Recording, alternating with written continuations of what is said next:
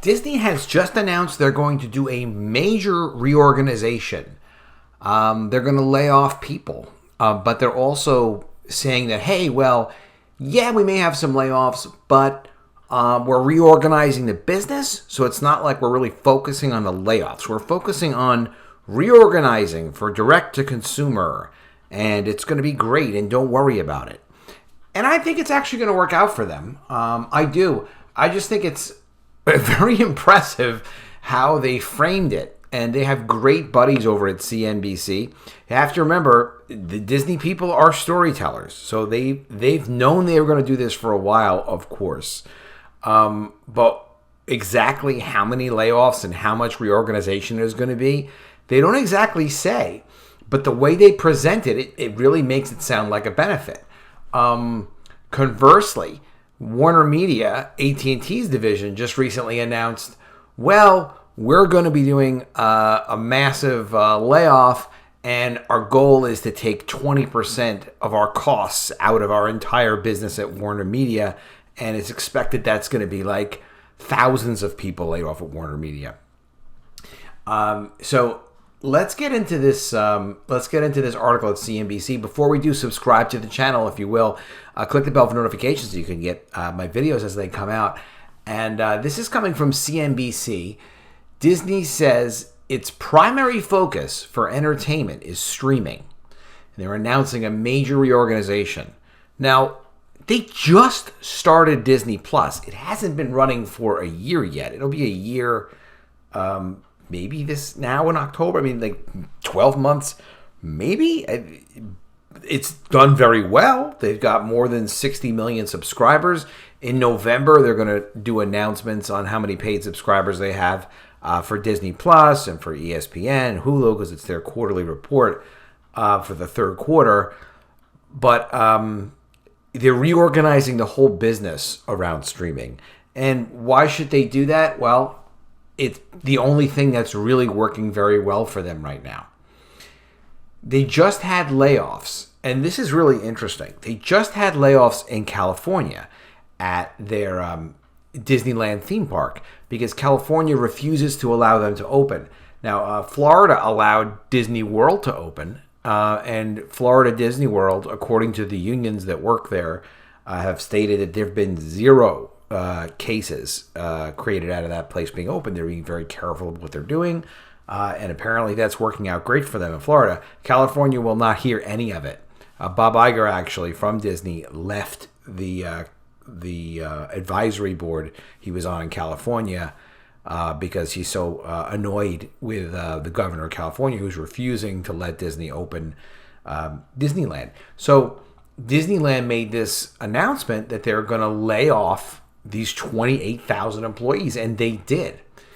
And, you know, it makes sense. It's like, look, we're going to lay off these 28,000 employees, but there are employees for that theme park and, you know, our operations there in California. So it makes sense. Hey, look, we can't just keep them furloughed forever. We're going to have to lay these guys off and let them go if you're not going to let us function.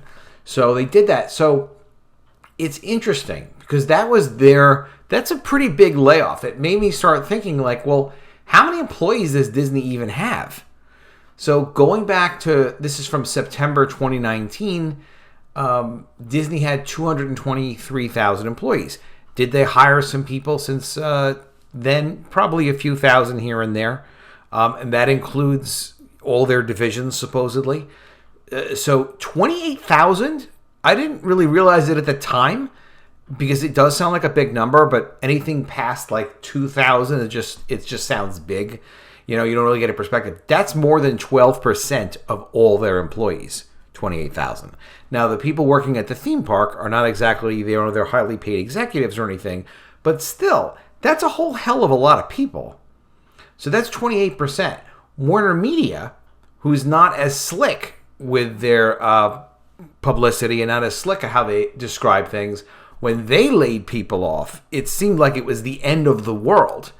When they laid people off out of Warner Media, which included HBO and DC Comics and their film division and their other operations, all under Warner Media. But they only laid off like 800 people. So or maybe 1,000. So that's like 3%. So Disney 12.5%, Warner Media 3%. But still, it was like a much bigger shakeup at Warner Media, and Disney's stock has done just fine since then. People are not happy with the AT&T stock right now. It's just interesting how they play the stories.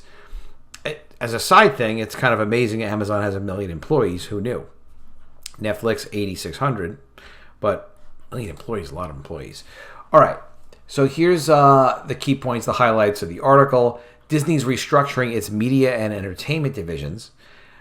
In order to further accelerate its direct-to-consumer strategy, the company will be centralizing its media businesses into a single organization that will be responsible for content distribution, ad sales, and Disney+. What does that mean?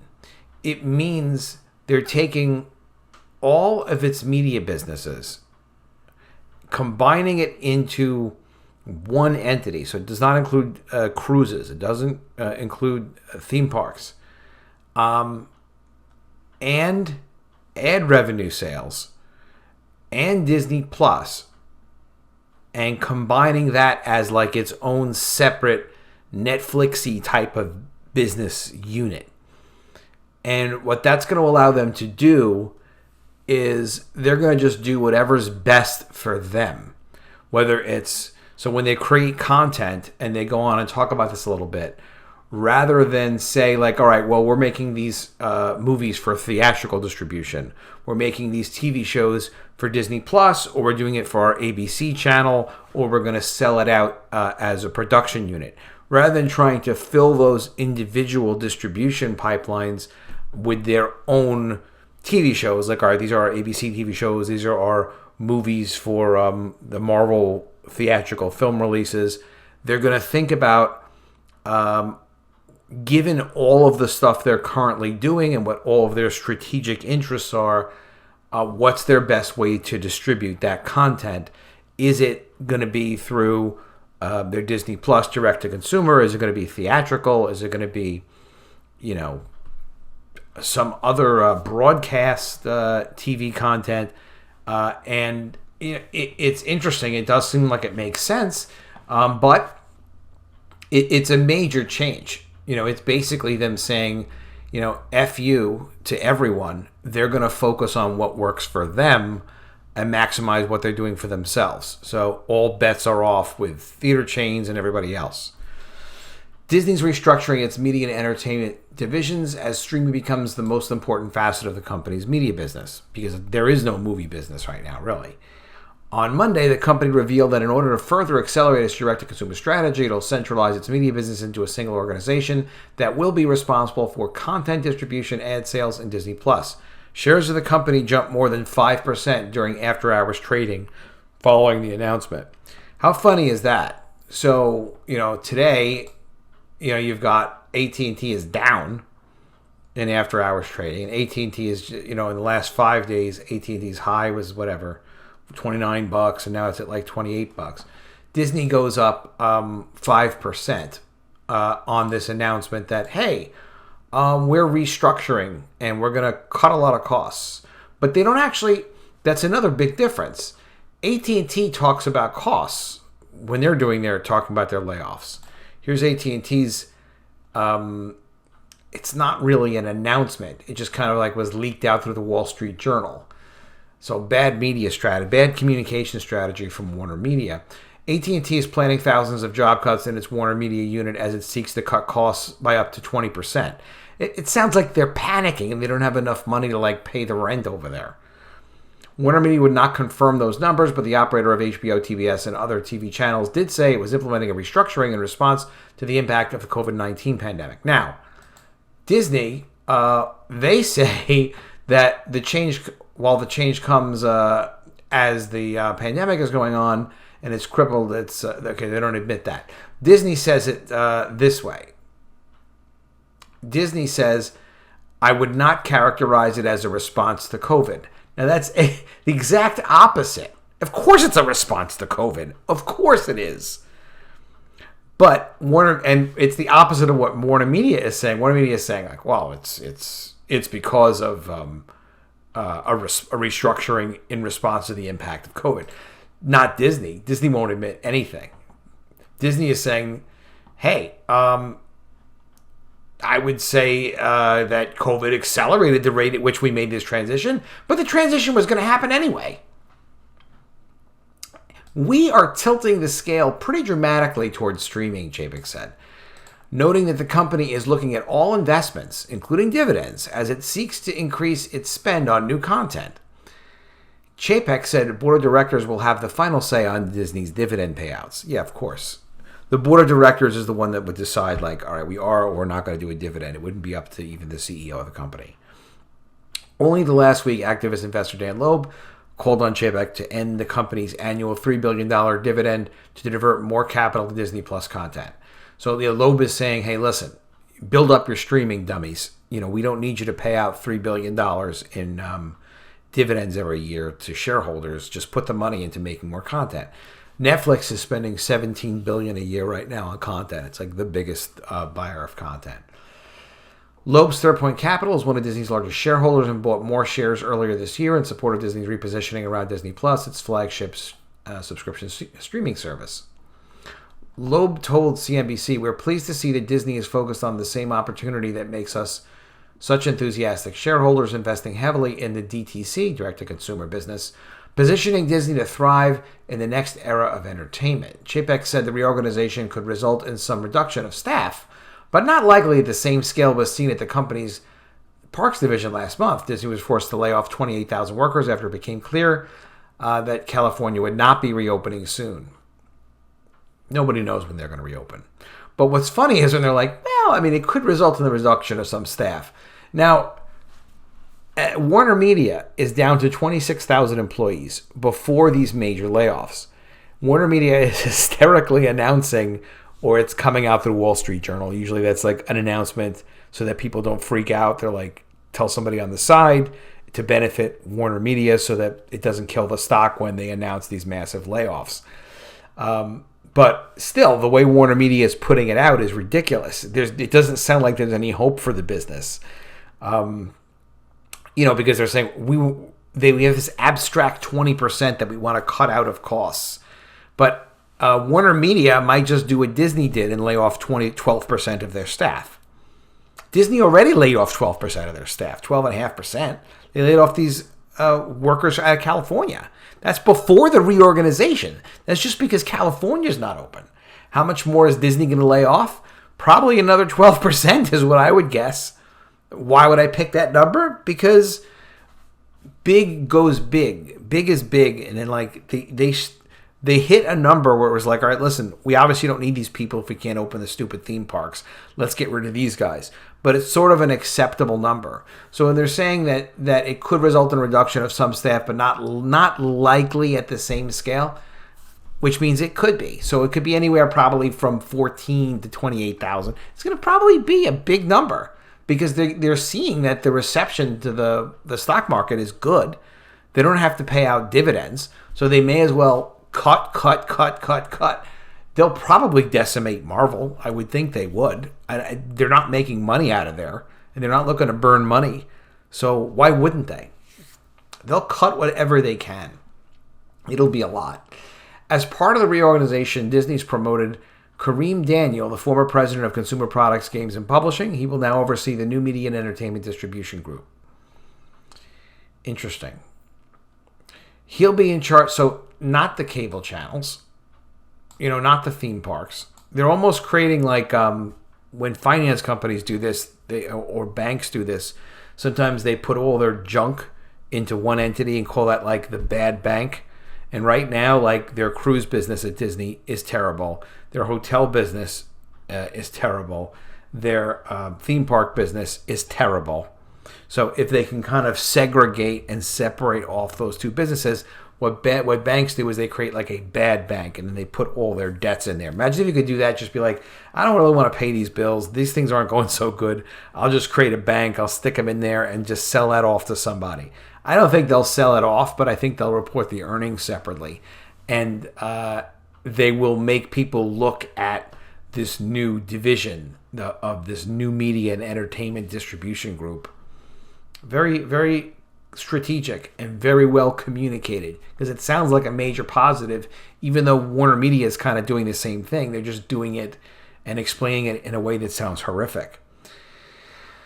Kareem Daniel will be in charge of making sure streaming becomes profitable as the company continues to invest heavily in its various streaming products. Daniel will hold the reins to all of the company's streaming services and domestic television networks, including all content distribution, sales, and advertising. Okay. No cable, though. Disney is becoming more reliant on Disney Plus, as movie theaters have been unable to recover after being shuttered in March due to the outbreak. Ticket sales have been particularly lackluster at domestic cinemas since the industry attempted a large-scale reopening in late August. In recent months, the company pushed back a number of its theatrical releases, including Marvel's Black Widow. We all know that. The much-anticipated Pixar film Soul has also been postponed. It will arrive on Disney Plus in December. Yeah, it's not going to be like pay-per-view. It's just going to be on Disney Plus December. Maybe on Christmas. I think on Christmas. Analysts are still awaiting word from Disney about how Mulan fared after Disney removed it from theatrical release and sold it through Disney for $30. It's expected the company will share more details about its performance during the next earnings report in November. Mulan, word is it did about $150 million, which is not phenomenal, and it's not horrific. They don't have a big... People weren't excited enough for Mulan, I guess, for it to do much bigger numbers, and they don't have that many subscribers. Netflix has like 200 million subscribers, almost 185 million. So Disney Plus has like a third of it, so they're not going to do the same numbers. Daniel will still be responsible in part for making big decisions about Disney's theatrical and streaming release schedules going forward.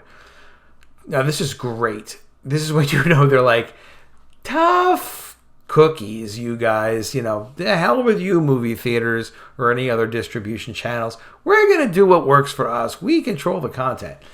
Consumers are going to lead us, Chapek said.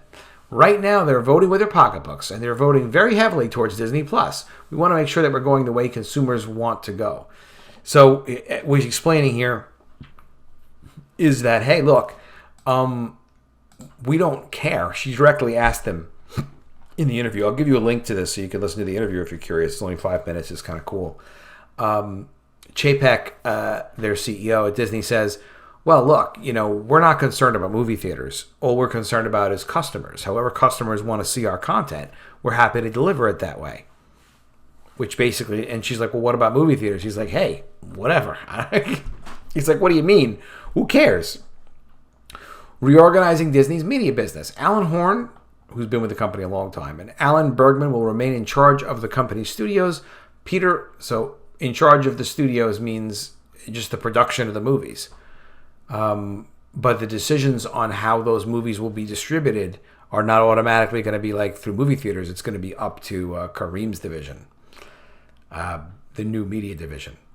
Peter Rice will continue to head up the company's general entertainment group, and James Pitaro will stay as head of the company's sports content. All will report to CEO Bob Chapek.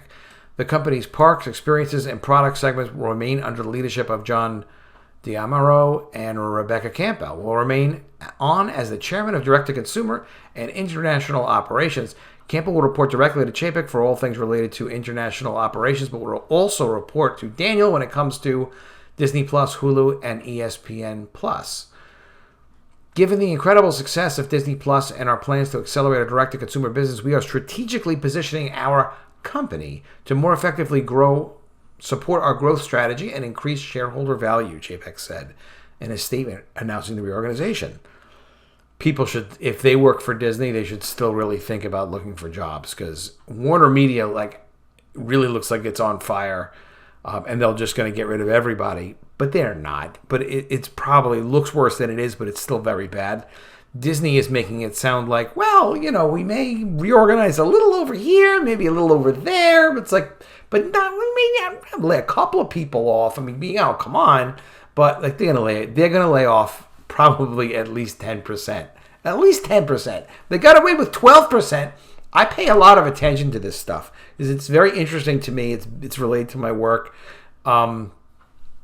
I didn't even notice it was like 12% of all their employees in California. I knew it was a big number, but I just kind of thought maybe it was 5%. That was a big chunk of layoffs. They're going to lay off more, and you'll know it. You'll feel it. You'll hear it. It'll be at least 10%. Managing content creation distinct from distribution will allow us to be more effective and nimble in making content consumers want most delivered in the way they prefer to consume it. I mean, that is the thing. If you're pleasing consumers, you can get away with getting rid of any of the middlemen. That's the way it is, and that's really the way it should be. Under Horn and Bergman, the studio segment will focus on creating content for theatrical release, Disney Plus, and Hulu. Walt Disney Studios, Marvel Studios, Pixar Animation Studios, Walt Disney Animation Studios, Lucasfilm, 20th Century Studios, and Searchlight Pictures all fall under their purview. Wow. It's a lot of responsibility. Rice's general entertainment segment includes 20th Television, ABC Signature and Touchstone Television, ABC News, Disney Channels, Freeform, FX, and National Geographic. So that's like the cable and related channels. ABC, wow. They have a big company there. As for Pitaro's sports segment, that will focus on live sports programming, sports news, and original and non-scripted sports-related content across ESPN, ESPN Plus, and ABC. Daniel's Media and Entertainment Distribution Group will manage all distribution operations, sales, and advertising across the three content groups. Daniel has spent 14 years with the company in a variety of positions. He helped transform Disney's Star Wars property into the Star Wars Galaxy Edge lands. They were not good. As well as aided in bringing Toy Story Land, Pixar Pier, and Avengers Campus to the parks. I don't know this guy Kareem at all. I don't know their executives like that. I would know them anyway, I guess, but still, it doesn't seem like he did very much. And Galaxy's Edge was not good. Kareem is an exceptionally talented, innovative, and forward-looking leader with a strong track record for developing and implementing successful global content distribution and commercialization strategies. All right, JPEG, he better do a good job. This new structure is effective immediately. Good Lord. Immediately? Now? Okay. The company currently expects to transition its financial reporting to reflect these changes beginning in the first quarter of fiscal 2021. So this is going to allow them to adjust their finances to these new operating divisions, which means it's going to favor them. Let's put it that way. And then all the things that are losing massive amounts of money, it'll be like, well, that was related to the pandemic and it's not our strategy. And look, our other strategic units are actually doing very well. Disney announced it will hold a virtual investor day on December 10th. So they'll have an investor conference. That's interesting. Well, yeah, that is impressive. Disney is evolving into a direct-to-consumer company right before our eyes. There will be layoffs. There will be restructuring.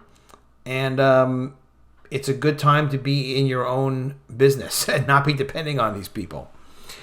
All right, I will ask you to give me comments below. Tell me what you think of this story.